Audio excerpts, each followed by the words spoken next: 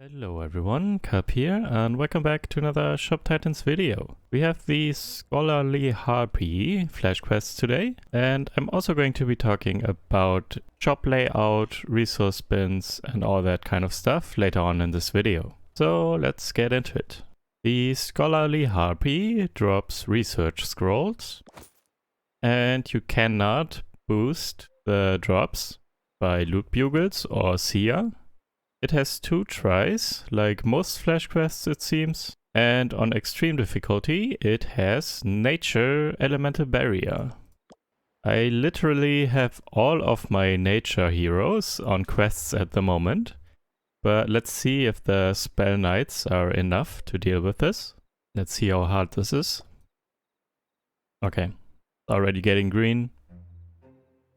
Spell knights are good enough. The quest is only taking 45 minutes.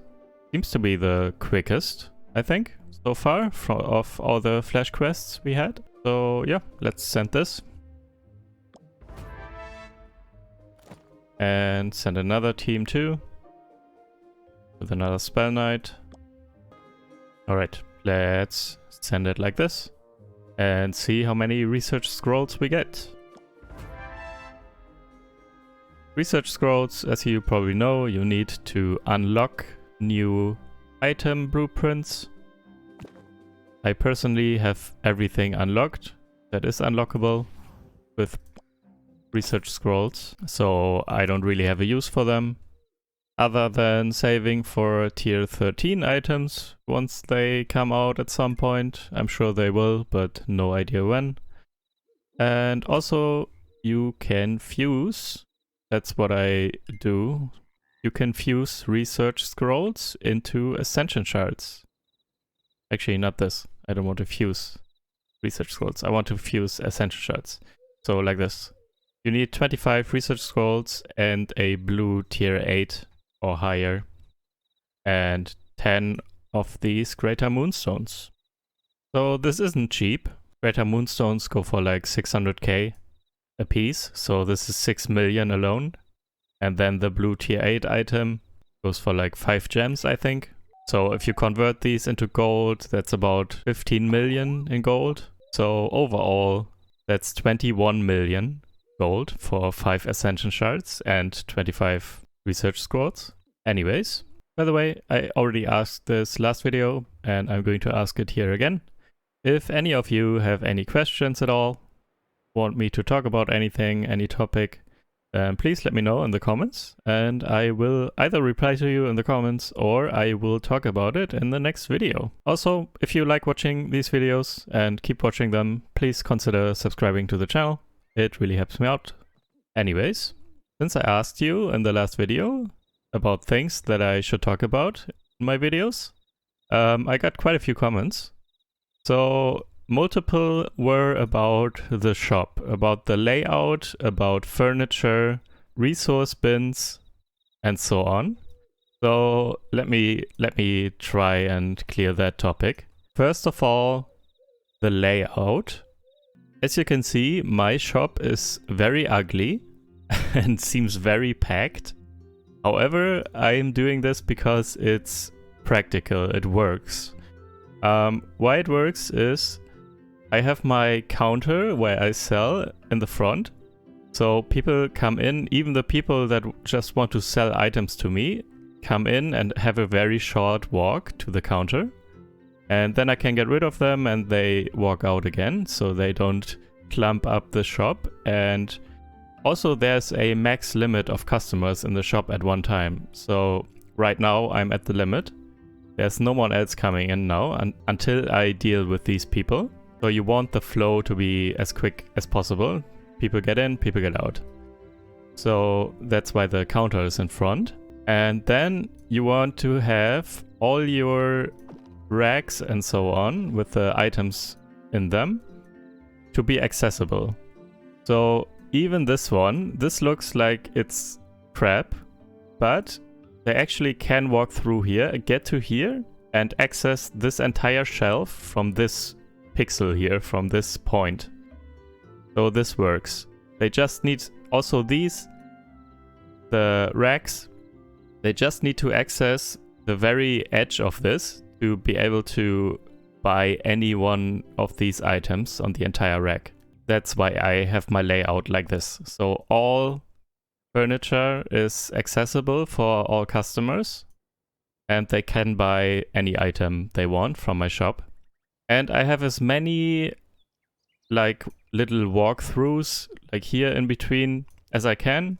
So customers have a lot of ways to walk through here and not block each other. This also increases customer flow, and I'm not sure if you have noticed, it can also happen if it's too cramped and people bump into each other, customers might actually just leave. So they say, oh, this is too cramped or whatever, and they leave the shop and don't buy anything. So you do not want that to happen.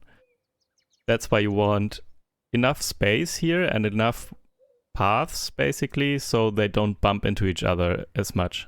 I personally have some resource bins here in the back. They don't need to be here. They can also be in the basement. And the basement you can access, by the way, if you click on this. Or if you click on design and then basement. So the basement is basically just storage.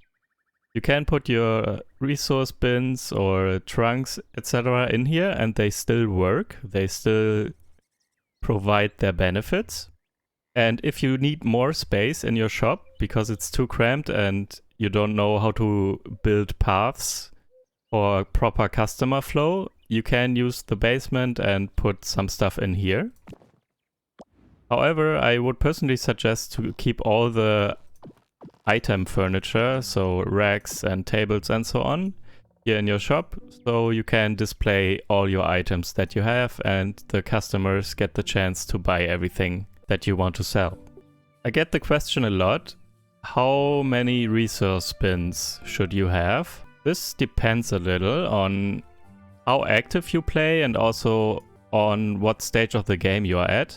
First of all, as a rule of thumb, you should always make sure to be able to craft at least your highest tier item.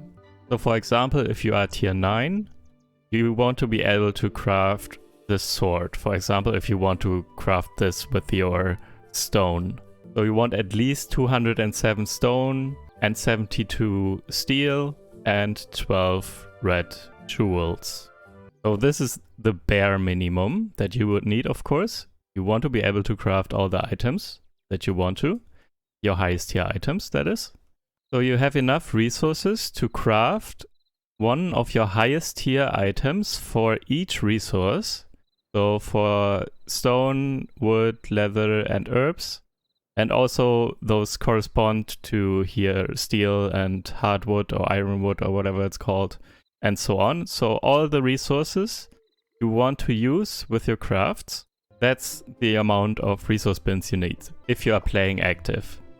So then you can sit around and wait for your resources to regenerate and then you can queue up more. If you are not playing that active, if you only log in every few hours or so, my advice, especially early on, it's probably best to have enough resource bins so that you can fill up all your crafting slots. So if you have 6 crafting slots, you should be able to craft 6 items at once. So that you can queue them up and then just log off and come back in a couple of hours, pick up the items and then queue 6 items up again for crafting. Okay, with that in mind, overall, as a rule of thumb though, you should have as few resource bins as possible. That's why I personally ended up with just 1 iron bin and so on.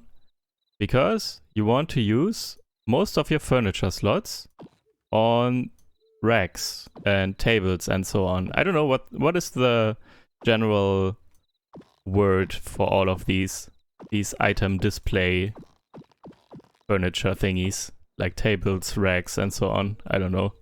But yeah, you want to use as few resource bins as possible and then put everything else that you have left, all furniture spaces that you have left, you want to put into racks, shelves and so on. Because these have 2 uses actually. For one, they increase your max energy. And energy is very important in this game. Energy you need to surcharge items. And you can get energy from successful small talks. And the amount of energy that you get from successful small talks depends on how much maximum energy you have. So the more racks, shelves and so on you have, the more max energy and the more energy you can get from small talks. And then you will be able to surcharge your high value items much more easily. The second use of furniture, of the shelves and so on, is that they also provide inventory space. So for example, this one has 9 slots. So this one actually increases my max inventory space for items or gear by 9. So they also provide space the same way that trunks do. So a trunk, this one gives 129, and this one, for example, gives 12. So if you have a lot of these, you don't need as many trunks to store your items. Oh, one more note about the resource bins. We now have the Dragon's Hoard. We got it with the Dragon Invasion event. This is really awesome. You should focus on upgrading this as much as possible, because this one will help you with your resource bins. So you don't need as many, and you can put the additional leftover furniture spaces into shelves and racks and increase your max energy. Upgrading this one takes dragon marks. I'm not sure if it takes dragon marks from level 1 or if it only starts later. I'm not sure anymore. But you should use all your dragon marks on this one first. You really want to upgrade the Dragon's Hoard as fast as possible. It will really help you out. Oh, one more thing about the resource bins. If you're starting out and you have like 2 of each or something because you just need it to craft everything, make sure to focus your upgrades on one of them. So eventually you will be able to just use one and throw the other one out. So if you are starting out with 2 iron bins, really make sure to upgrade one or focus upgrading on one. In the beginning it's super cheap, so you might want to get a few levels into both of them, but eventually you just want to focus your upgrades on one so that you will eventually be able to throw the other one out and have an additional space for racks or shelves. One more rule of thumb about resource bins.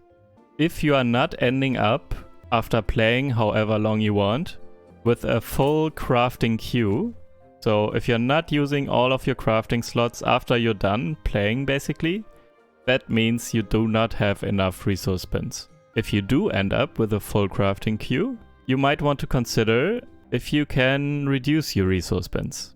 So maybe that helps you figure out how many you actually need yourself.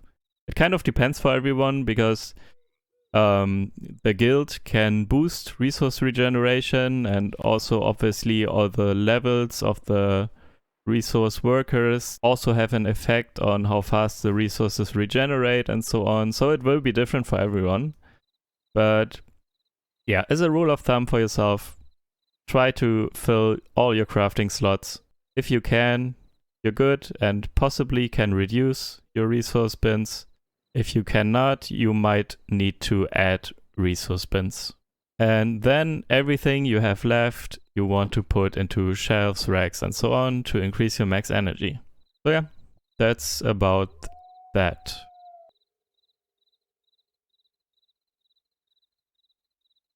Let me know if I missed anything, or if you feel like I didn't explain something well enough or something. And I will clarify in the comments. So this was that, and the quests are still running. So I will be back in about 23 minutes, but I'm going to cut the video here so you don't have to wait. Magic. And we are back. Let's see the results of the flash quests.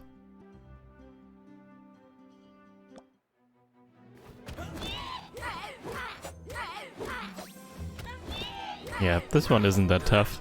Elemental barrier is breaking super quickly even with a spell knight. nature element heroes probably would break that with one hit.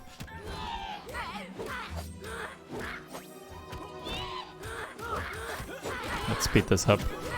Yeah, no one is going to die, I think. Alright, how many are these? Ooh, okay. That's not bad.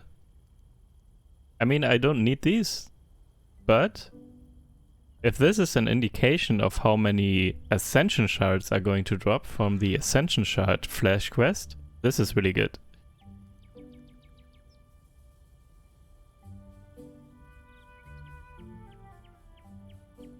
So 57, is it? Yeah, I think so. 57 research scrolls from the first one. Let's see the second.